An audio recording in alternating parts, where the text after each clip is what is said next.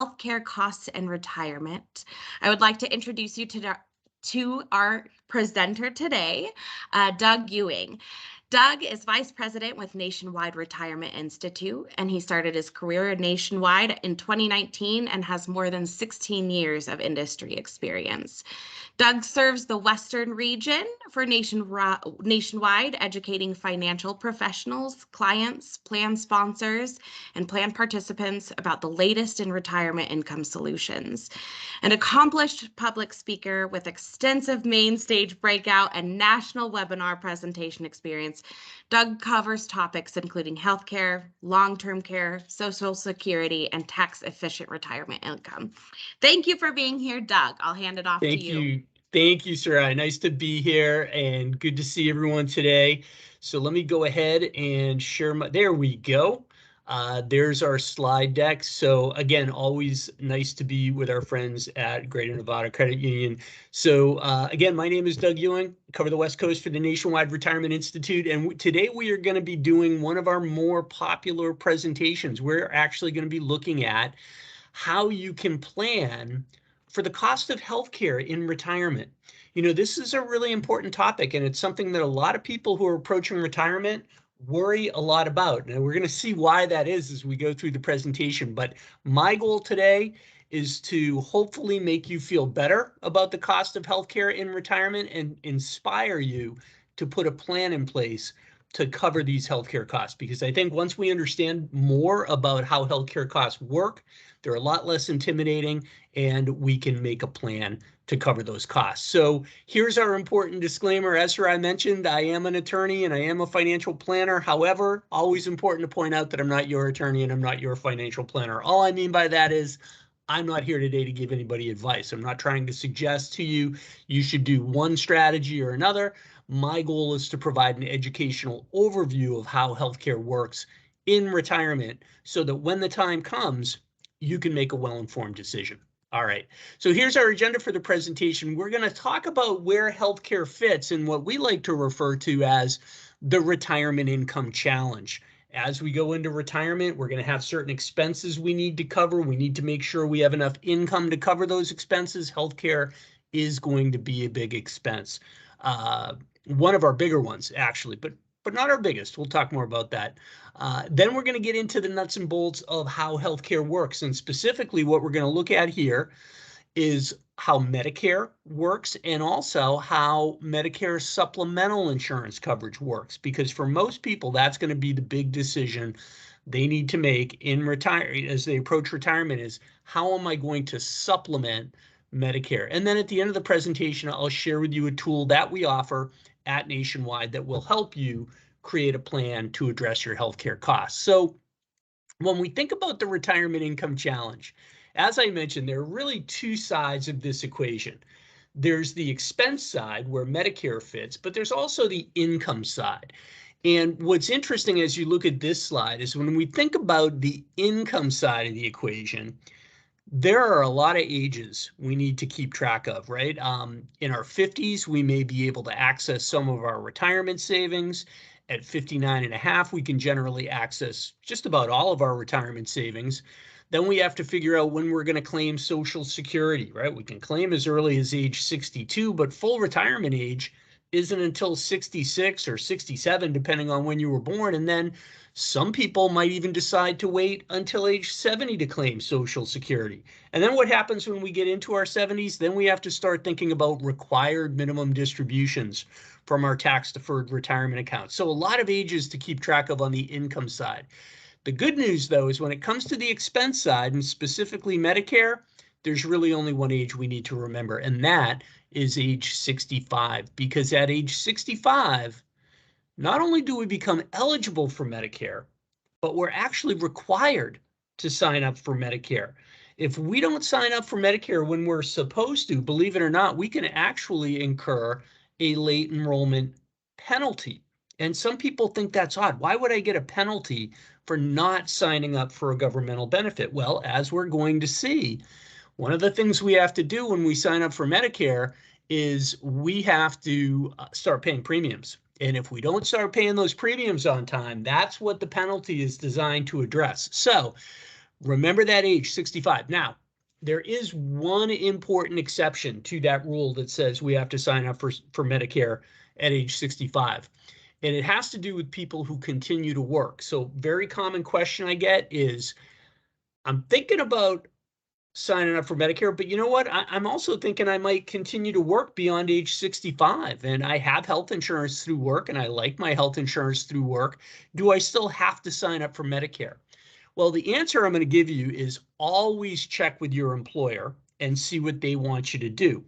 In general, you're going to get one of two answers. If you work for a smaller employer with 20 people or less on their employer-sponsored health insurance, you might have to partially sign up for Medicare by enrolling in Part A. And there's not much of a downside here because Part A doesn't cost, there's no monthly premium or any cost associated with signing up for Part A. Now, you would have to stop contributing to a health savings account if that's what you've been doing. But other than that, there's not much downside. But for people who work for larger employers with more than 20 people on their employer-sponsored health plan, usually the answer you will get is you don't have to do anything. You can keep your employer-sponsored coverage.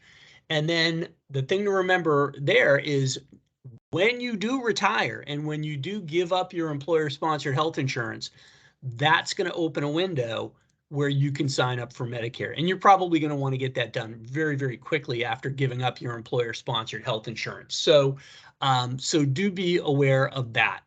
Now, sometimes people want to know, geez, why is Nationwide even talking about health insurance in retirement? Do you guys sell supplemental health insurance or anything like that? And the answer is no, we really don't. The reason we like to address this issue is at Nationwide and at the Nationwide Retirement Institute in particular, we are really dedicated to this idea of retirement readiness. We want all of the people we work with to be fully prepared for retirement when the time comes. And so one of the things we do is we do a lot of research. We take surveys and we talk to people who are approaching retirement, and we want to know, how prepared they are. So what you see on the slide comes from a study we did a couple of years ago. We talked to almost 1,500 adults age 50 and older. And what we asked them is, tell us what you think you will have to pay annually for healthcare in retirement. And as you can see on the slide, we gave them ranges of age, ranges of costs that they could choose from.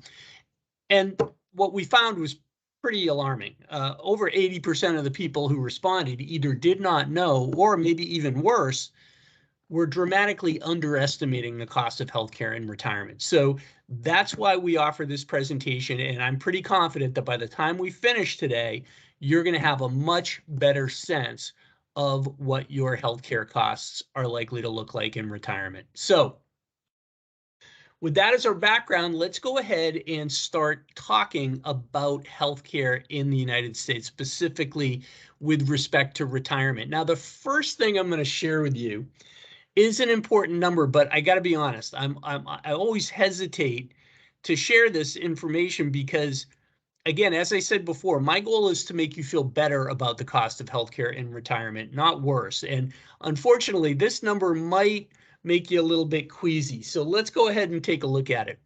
What are we looking at here? Okay, well, the Employee Benefits Research Institute is part of the United States Department of Labor, and every couple of years, they issue a report where they estimate what they expect a healthy 65-year-old couple will have to spend on healthcare over the course of their retirement. And in their most recent report, this is what they found.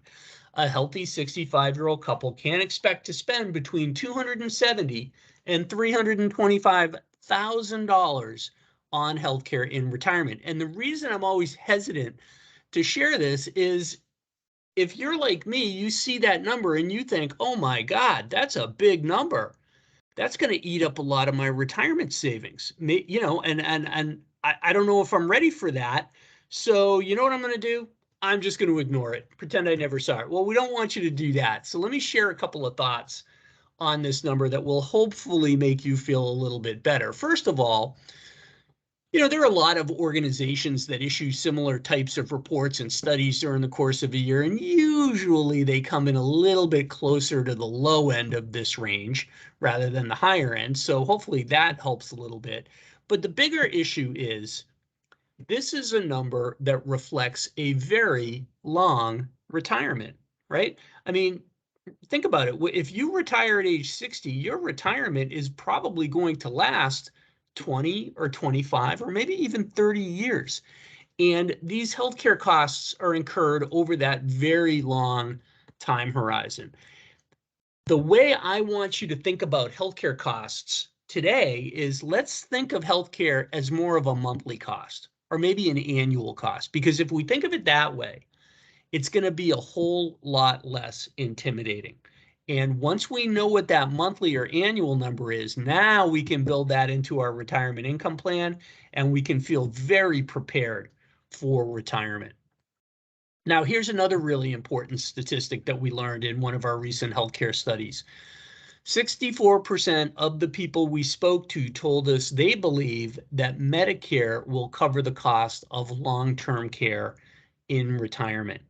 And unfortunately, it does not. Now, Medicare will cover certain healthcare expenses as we get older, but when we talk about long-term care, what we're talking about is commonly referred to as custodial care. If we get to a point in our lives where we start having trouble with our day-to-day activities simply because we're old, we might have some cognitive impairment, we might have some physical limitations. If we need somebody to come in and help us every day, that's called custodial care, and Medicare does not pay for custodial care. Very important to understand. If you're concerned about a potential long-term care event, that's something that you should sit down and talk to, Joanna or another financial professional who can help you tackle that issue, because there's a lot of good things you can do to prepare for the potential cost of long-term care later in retirement. Okay, so here's the big issue that we need to address as we are preparing for retirement. What kind of supplemental insurance am I going to need or am I going to get to go along with my Medicare? Now, some of you might be thinking, well, wait a minute. Why would I need supplemental insurance at all? I'm going to be on Medicare. Doesn't Medicare cover everything? Well, unfortunately, no. On average, Medicare will only cover about 60 to 65% of your healthcare costs. And as we're going to see in a few minutes, Medicare has big deductibles, it has co-pays, and it has co-insurance. So you are going to need supplemental insurance, health insurance coverage to go along with Medicare. Now the question is, what kind of supplemental health insurance? And as we can see on the slide, there are two options. Now, we call them option number one and option number two, but here are the words I want you to remember when you think about, here's the word I want you to remember when you think about option one. Medigap, M-E-D-I-G-A-P, Medigap. And I like that name because it tells you exactly what this supplemental insurance does. It fills in the gaps in your Medicare coverage. Now, the other option is a very popular program called Medicare Advantage, which we'll get to in a second. But let's talk a little bit more about option one. And I think the easiest way to understand how your healthcare in retirement will work if you go with option one is to think about this. When you go to the doctor's office and you walk up to the reception desk, what's the first thing that they ask you for? Your health insurance card, right? Well, if you go with option one, you're actually going to carry 3 health insurance cards in your wallet. So let me explain. The first card is going to be your red, white, and blue Medicare card that you get when you sign up for Medicare. The second card is going to be for your private supplemental health insurance, Medigap. Now, Medigap is standardized coverage. Okay, so a Medigap policy in Nevada looks just like one in California or Texas or Florida or New York. It is standardized throughout the country. It's also very heavily regulated. And one of the rules about Medigap coverage is it cannot include prescription drug coverage. So if you go with Medigap, you're going to need a third card in your wallet, and that's going to be for a prescription drug plan under Part D of Medicare, which we will address in a little bit more detail momentarily. Now, before we move on, I need to make a point. I use that 3-card analogy just because I think it helps you understand how it works. But the concern I have sometimes is that makes it sound very clunky and awkward and not very user friendly, right? I mean, after all, who wants to have to keep track of 3 different healthcare providers? Well, just know this. It's not that difficult because remember, Medigap is designed to work with Medicare Advantage. So if you're on Medigap and you go to the doctor and the doctor has a bill, the bill's going to go to Medicare first. From there, it's automatically going to be forwarded to your Medigap carrier. Medicare will pay what they pay. Your Medigap carrier will generally pay whatever's left over. And then if you need a prescription drug, well, when you go to the pharmacy, you just hand them your prescription drug card, probably very similar to what you do right now. So even though we're talking about 3 cards in your wallet, it's really very seamless from a participant perspective. But now let's compare that to a very popular program called Medicare Advantage. Last time I checked, I think about 35 to 40% of people who are on Medicare participate in a Medicare Advantage plan. And if option 1 involves 3 cards in your wallet, well, the thing to know about option 2 and Medicare Advantage is you're only going to need 1 card in your wallet, and that's going to be for your Medicare Advantage carrier.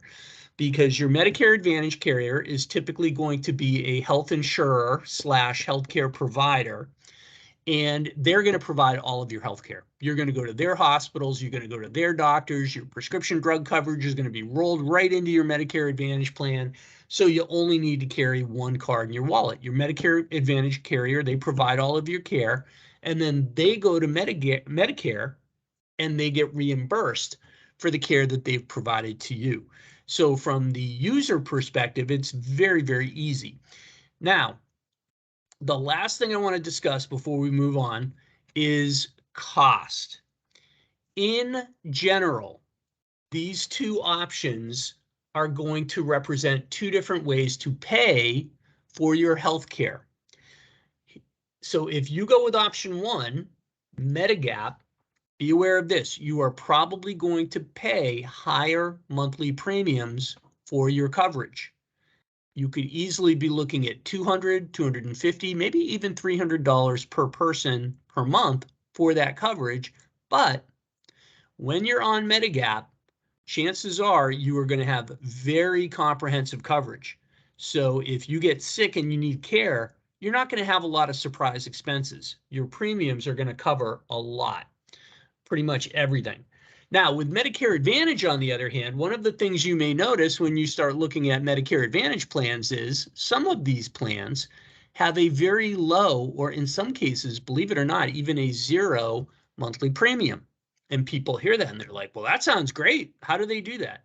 Well, a couple of ways that they're able to do that. First of all, remember, Medicare Advantage plans are network-based plans. You are going to stay in your provider's network, and that's an important way that they're able to control costs.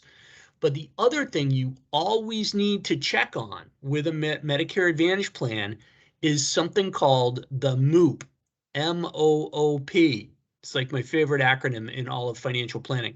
It stands for maximum out of pocket. It is an annual number. And here's the thing, by law, it can be as high as $7,500 per person per year. Now, in my experience, looking at Medicare Advantage plans, maximum out of pocket is usually more like maybe in the $3,000 to $4,000 a year range. But this is important because your maximum out of pocket is an amount of out-of-pocket expense you could have if you get sick and you need care. Your Medicare Advantage carrier is going to pass along some of the deductibles and the copays and the coinsurance, and you could end up having to pay for your care up to the maximum out-of-pocket limit. So that's a really important thing you always want to ask about if you are looking at a Medicare Advantage plan. We'll come back and talk more about these 2 options in just a minute. But first, we're going to look at Medicare because, again, some of you might be wondering, why do we need supplemental insurance? I'm going to be on Medicare. Well, When we look at how Medicare works, the need for supplemental coverage should become very obvious. So let's start with Part A, which is hospital coverage.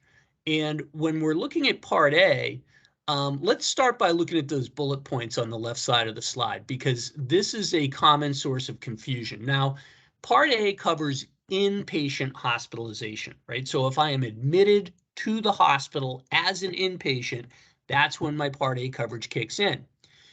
What about skilled nursing facilities and home health care? This causes a lot of confusion because what does that sound like?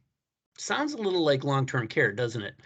Well, the thing to be aware of here is Medicare will pay for skilled nursing and it will pay for home health care, but only when those things are as a direct result of a hospitalization that has lasted for 3 nights. I'll give you a couple examples. I have 2 people very close to me back on Cape Cod, Massachusetts, where I'm originally from, my mom and my stepmom. My stepmom had a knee replacement done a few months ago, and from there, she went to a rehabilitation hospital that was covered by Medicare because it was as a direct result of a hospitalization. My mom had on an unscheduled surgery. We will call it unscheduled. I don't want to, because emergency makes it sound really scary. She had unscheduled surgery last month. And once she was sent home, they made arrangements to have a visiting nurse come and see her every day for a couple of weeks to help her with her incision. That's home health care. That was also covered by Medicare because it was as a direct result of her hospitalization. This does not represent care for long-term care. Okay, so sometimes people see that and they think, oh, that sounds like a nursing home or a home health worker. No, that is not what we're talking about here. So please don't be confused by that. Okay, so if we look at the right side of the slide, you can see the big issue with Part A big deductible and copays. So let's talk about the deductible first. When you go into the hospital, the first thing you're going to be hit with is a $1,556 deductible. And here's the important thing. That's not an annual deductible. You could theoretically pay that deductible multiple times in a calendar year if you have hospitalizations that were separated by 60 days. You know, if I'm hospitalized in January and then I'm home for a few months and then I go back into the hospital in July, I'm going to have to pay that deductible all over again. So that's a potential expense. Now, the big risk is what if I have an extended hospitalization? So what we see is if I'm in the hospital for 61 days, now in addition to my deductible, I'm going to get hit with a $389 per day copay. And I will pay that for the next 30 days. But what if I'm in the hospital for 91 days? Well, now things get worse because not only does my copay double to $778 per day, but now I'm using up something called my lifetime reserve days. And I only get 60 lifetime reserve days for my whole life.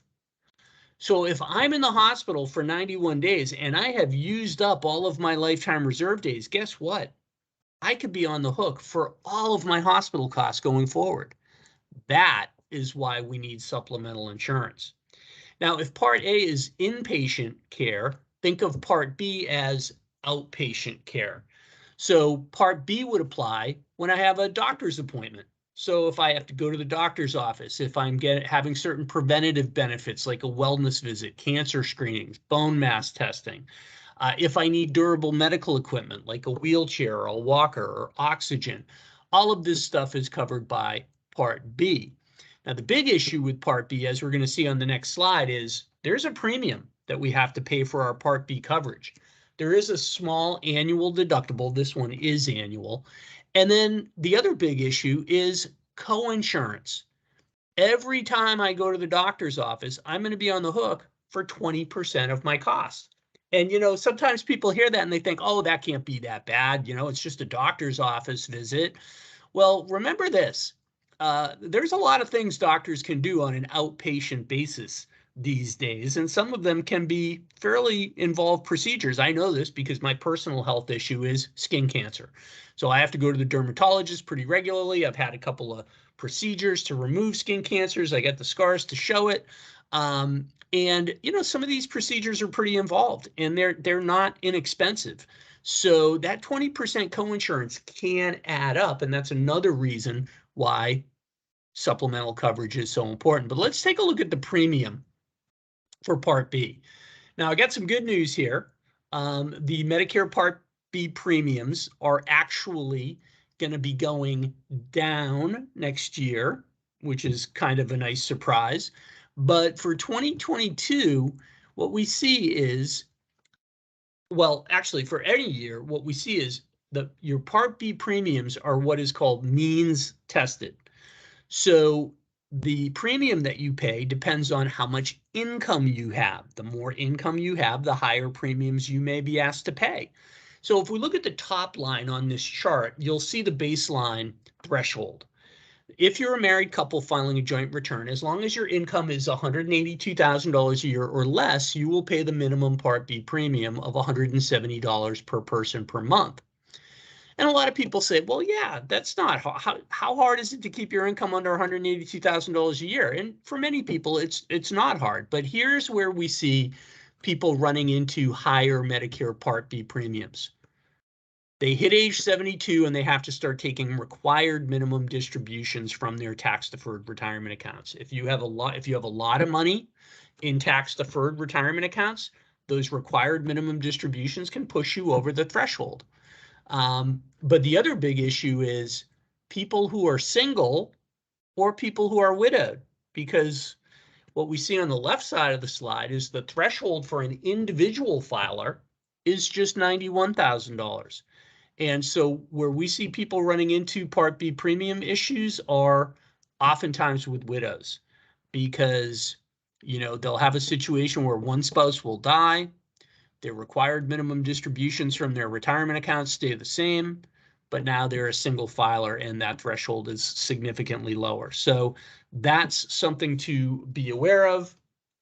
And, one of the things we want to hopefully do with our financial professional, like if you're working with Joanna, is talk to Joanna. How can we make sure that my taxable income stays low so I don't have to pay these excess premiums for my Medicare Part B coverage? So that's definitely a good thing to be thinking about going into retirement. Okay, so what about Part D? We've covered Part A, we've covered Part B. You might be wondering about Part C. Part C is Medicare Advantage, so we're going to come back and talk more about that. But right now we're going to talk about Part D of Medicare, which is prescription drug coverage. This is the newest part of Medicare. This has only been around since about 2004. And as you can see on the chart, just like your Part B premiums are means tested, your Part D premiums are also means tested. Now, the difference is there are different Part D prescription drug plans. They all have different premiums. So what they do is once you get to those income thresholds, they just tack on something called an income-related monthly adjustment amount. So watch out for that. But the big issue with prescription drug coverage under Part D is there are a lot of plans out there. And every plan has something called a formulary, which is a list of drugs that it covers. And sometimes what we see is people end up on a medication that is not covered by their current prescription drug plan. Be aware that you can change your prescription drug coverage every year, and you should review your prescription drug coverage every year to make sure that the plan you're on offers the best possible coverage for the medications that you need. A health insurance professional can help you with that. And by the way, we're giving basic information today. When the time comes for you to sit down, for you to actually make these decisions, you're going to want to sit down with a licensed health insurance professional who knows your local market and can actually review your situation and make recommendations for you. If you need to be connected with somebody, talk to Joanna. Joanna's would be able to, refer you out to a good health insurance professional who can help you with this process. Now, here's a question that we get a lot with respect to prescription drug coverage. What about that donut hole thing? Everybody's heard of the donut hole. Well, the good news is the donut hole is not as big a deal as it used to be, but What it refers to is the fact that once you get into your prescription drug coverage, you will get to a point where you have to basically cover 25% of the cost of your medications. So when we look at this chart and how prescription drug coverage works, here's the bottom line. You're going to have some out-of-pocket expense for prescription drugs in retirement. It's almost inevitable, because when you look at prescription drug plans, you're going to have a deductible of up to $480 per person.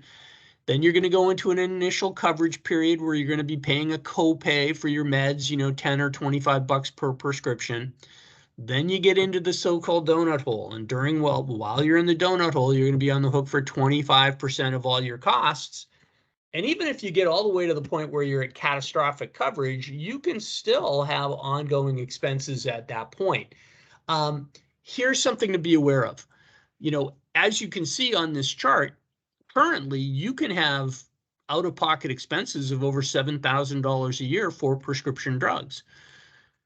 Under the Inflation Reduction Act, which is some legislation that was signed into law last year, Congress is attempting to limit out-of-pocket expenses for prescription drugs. I think the new limit is going to be about $2,000 or $2,500 per year.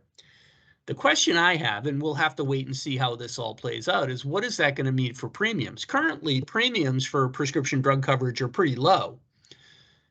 If we see a limitation of out-of-pocket expense, at say $2,000 a year, I'm curious to see what that does to premiums. It could mean higher monthly premiums for prescription drug coverage, but we'll have to wait and see.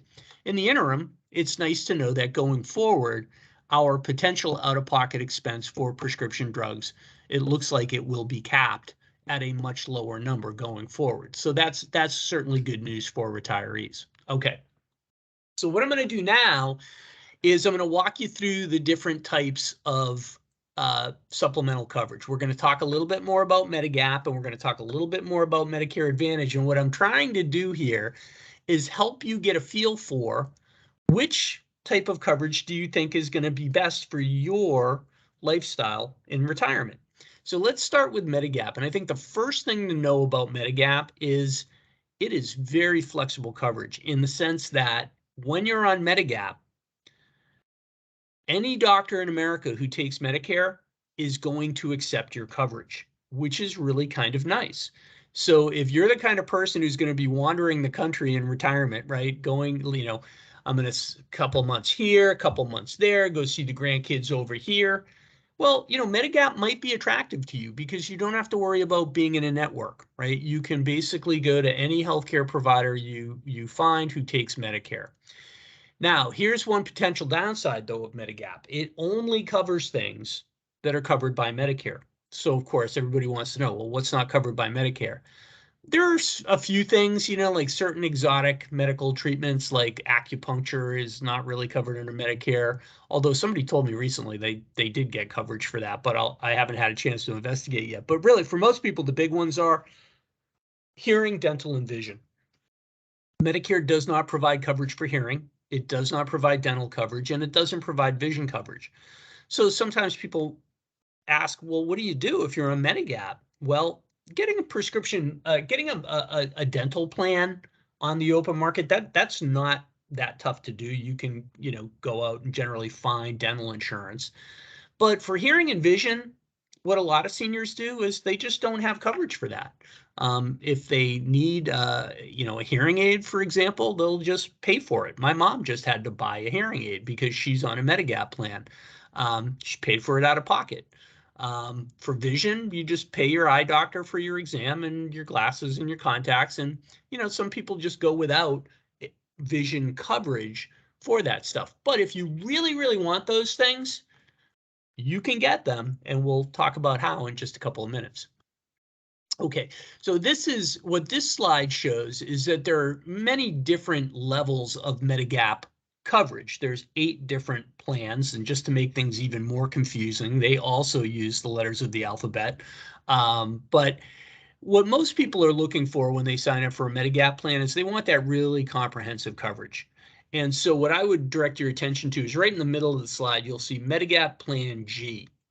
And this is a very popular option because if you're on Medigap Plan G, almost everything is going to be covered. Your Part A deductible, covered. Your Part A copays, covered. Your Part B coinsurance, covered. I mean, you can look down, you could be, you get 80% coverage for foreign travel emergencies. So if you're hiking the Swiss Alps and you sprain your ankle, that's going to be 80% covered. So very comprehensive coverage. And again, people really tend to like that. So another thing that people like about Medigap is the fact that it is very budget friendly. Now, when I say budget friendly, I don't mean it's inexpensive, because it's not. When I say budget friendly, I mean your costs are very predictable every year. So what you're looking at on the screen right now is this is what your budget might look like if you were on a Medigap plan. So let's go through it line by line. So let's talk about Medicare first. Well, as I mentioned before, Medicare Part A does not have a monthly premium. Now, that doesn't mean it's free, because we've paid for Part A out of payroll taxes. So when you're looking at your paycheck and you see that line item that says Medicare, that's what you're paying for, your Part A coverage. Now, for Part B, you do have that monthly premium. So hopefully we're keeping our income, our taxable income low. So we're paying the minimum Part B premium. Then we get into our Part D prescription drug coverage. And as of right now, that's pretty good, 40 to 60 bucks a month, not too bad. And then we get into Medigap Plan G. Now, here's where I have to caution you. We use a number here, $225 per person per month. Well, remember that this slide was put together by my friends and colleagues who live and work in Columbus, Ohio, where Nationwide is based. In your area, those costs could be different. So one of the things that a health insurance professional can help you do is find a good rate for Medigap coverage in your area. But again, it's going to be a significant monthly expense, $200 to $300 per person per month, not unusual. But now we've got that per person number, $440 per person per month. But of course, this is all individual coverage. So if you're married, you might have to double that, right? Because each of you are going to be paying for Medicare. You're each going to be paying for supplemental coverage. Now, what I will point out is there's no rule that says spouses have to have the same type of coverage. Could you be in a situation where one spouse has Medigap and the other has Medicare Advantage? Yes, you can do that. So that's, but in general, we say, well, just plan on doubling it. Now we're at $880 per couple. We multiply that by 12 and we get up to $10,000 a year. Now remember, there's a couple of things there's one major thing that is not covered in this example, and that is out-of-pocket costs for prescription drugs. So let's say we round that up and call it $1,000 a month, $12,000 a year.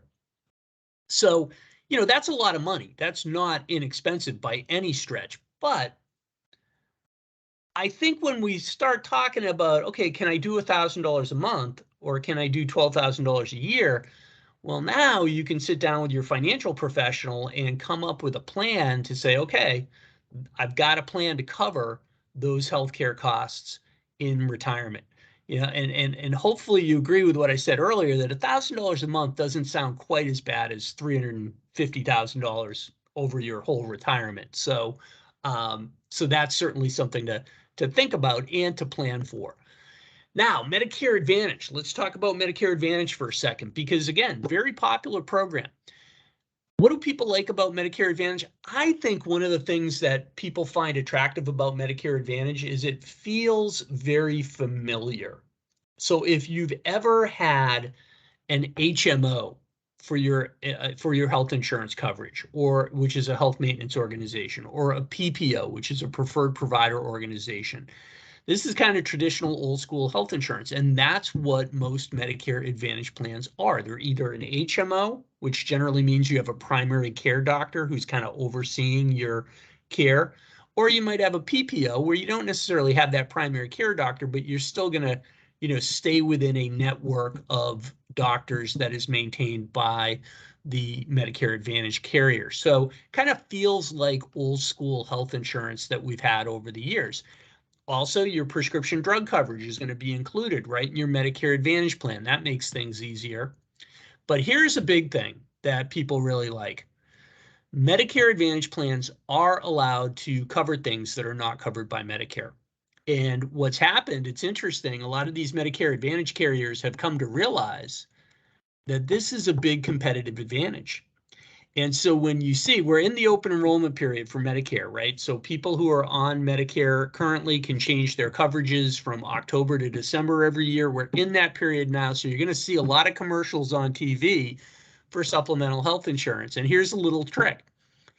When you see the spokesperson on that commercial, we've got one in Denver here, Joe Namath is on a lot. Who else? William Shatner does one.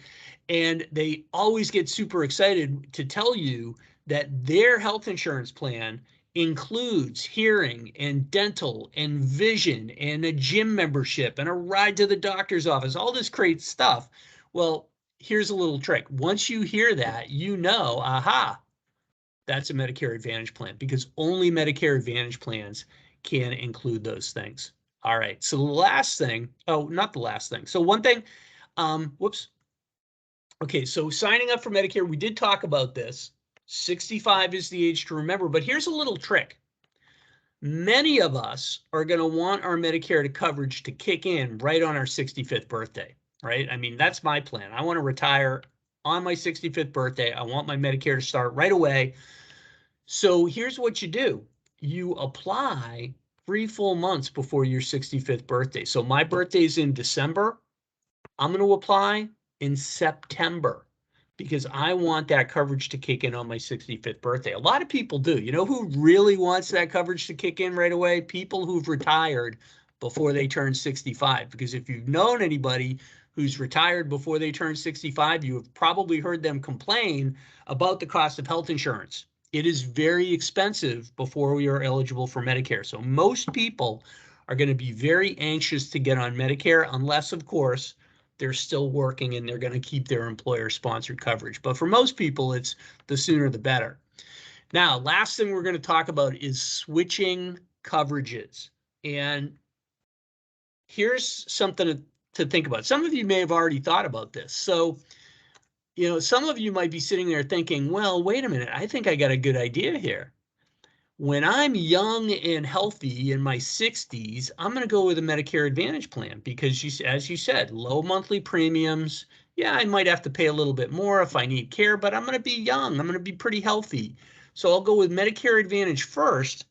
And then when I get into the later stages of retirement where I start needing a lot more health care, I'll switch to Medigap. And then I'll pay those higher premiums, but I'll get that nice comprehensive coverage. Sounds like a great plan, right? Well, here's the problem. They're onto that. So here's what you need to know. Medigap, because it's very comprehensive coverage, the Medigap carriers, they've got to be careful about, who they issue coverage to.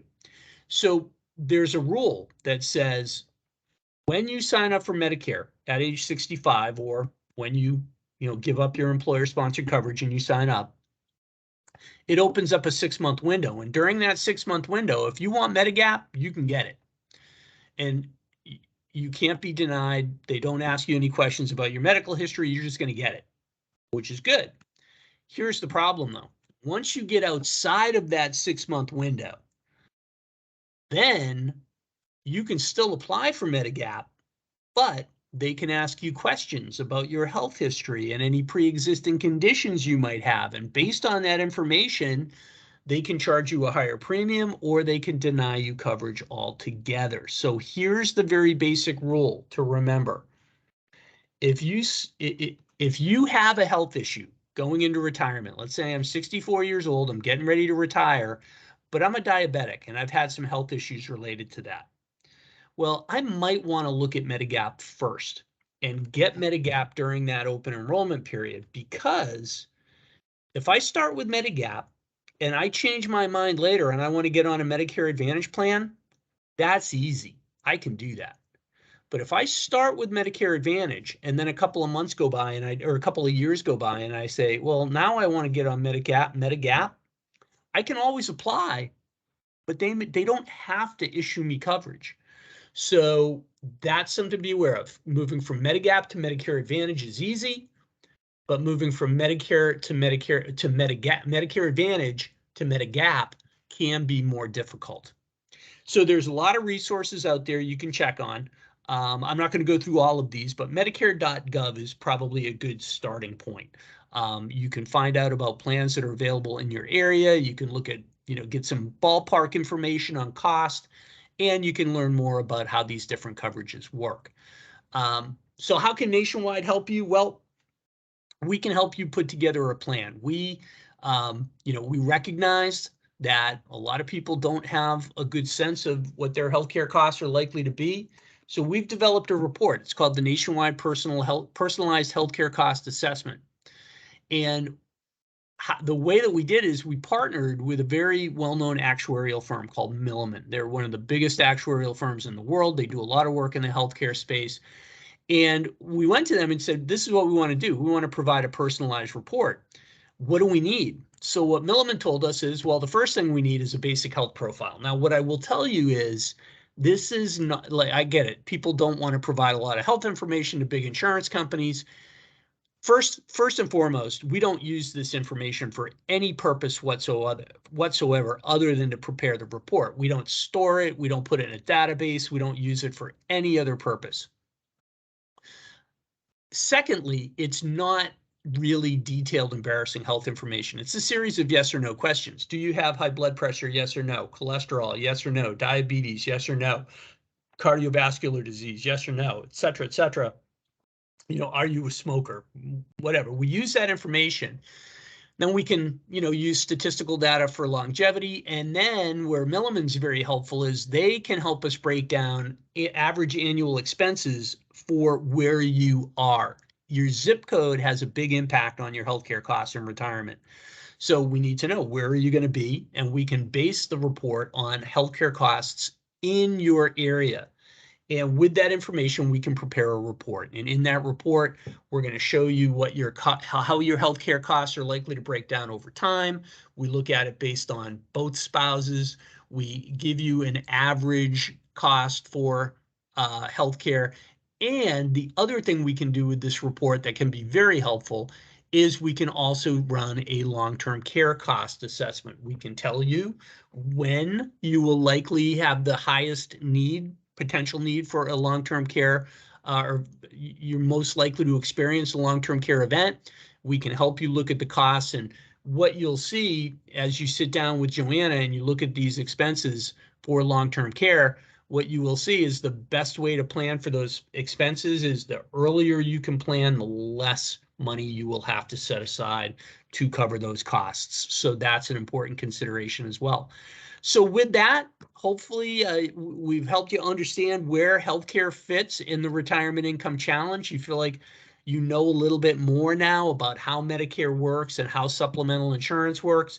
And what I would really encourage you all to do is sit down with Joanna and figure out, hey, I need to make a plan for healthcare costs, and at Nationwide, we can help you do that. So with that, Sarai, I'm going to turn it back over to you. And if there are any questions, I am happy to stick around and try to answer any questions that have come up. Awesome. I appreciate it. Thank you so much, Doug. I don't see any questions so far, but I just want to say thank you to Doug, our presenter, and to thank you for all of you guys for attending Greater Financial Wellness Series by Greater Nevada. For those of you that would like more information, I will be sending out Joanna's contact information if you're interested in meeting with her, as well as some other free resources and tools. That'll come in a follow-up email along with a survey. If you're interested in more of these webinars, go ahead and check out our website. It's gncu.org, and just search for Greater Financial Wellness Hub. And we can stick around for a little bit if there are any questions. We do have about 5 more minutes, but if not, some of those questions come after. You can absolutely always reach out to us, and you'll be seeing an email from myself. So thank you again, Doug.